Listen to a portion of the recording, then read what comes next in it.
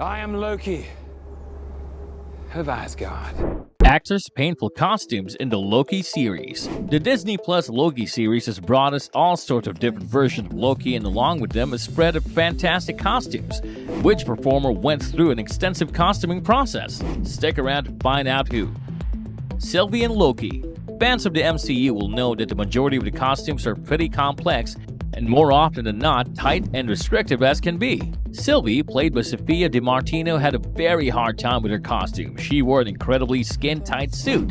It might seem super impossible to do anything while filming, but to be honest, this outfit allows her to actually be a real-life superhero.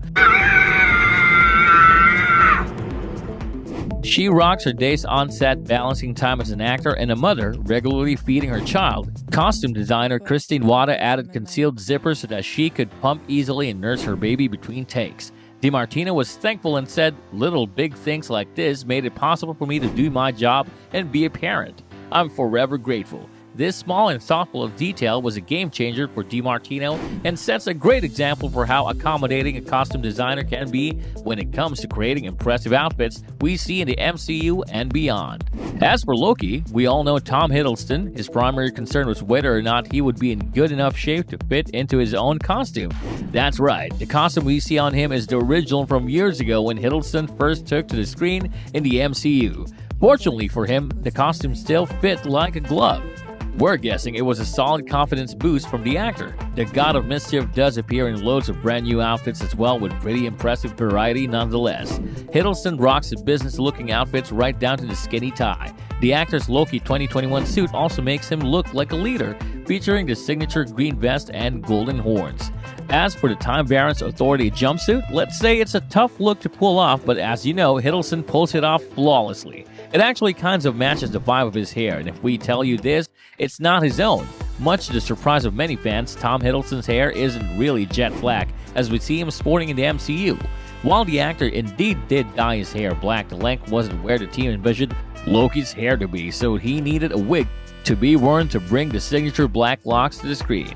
Also, have you wondered how Hiddleston managed to look so pale? The almost blanched appearance you see of Loki is courtesy of all the time Tom spent in the makeup chair. Loads of makeup are put on Hiddleston to change the appearance of his skin. While these outfits, hair, and makeup don't look extensive, it did indeed take a lot of time to attain the desired look. Over 2 hours were spent in the makeup chair getting the hair and makeup done. Plus, it took about 45 minutes to get into the costumes themselves.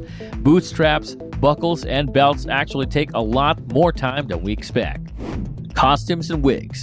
How did Owen Wilson end up rocking Grey Luxus Mobius? The concept actually came up only a couple of weeks before filming and was inspired by an entirely different production altogether. The wig you see in the series is inspired by a previous project the Mobius actor took part in. Wilson, it seems, was a big fan of the look, and he actually suggested it to the teams of the possible look. The crew said yes, and thus gray-haired Mobius was born. According to Wilson, the look really embodies the character, so much so that he and the team actually had a hard time imagining Mobius looking any other way. That's how good the look was. Honestly, we agree, and it's the perfect look for the character. It wasn't only the main characters who went through makeup, wig, and costume options to find the perfect look. Even smaller-day player roles like the flight attendant played by Erica Coleman went through a rigorous costume experience that we would expect. Coleman actually had around 4 or 5 fittings for that one costume alone, which doesn't even get a huge amount of screen time. In an interview, the actress shared that her outfit was actually custom-made for her.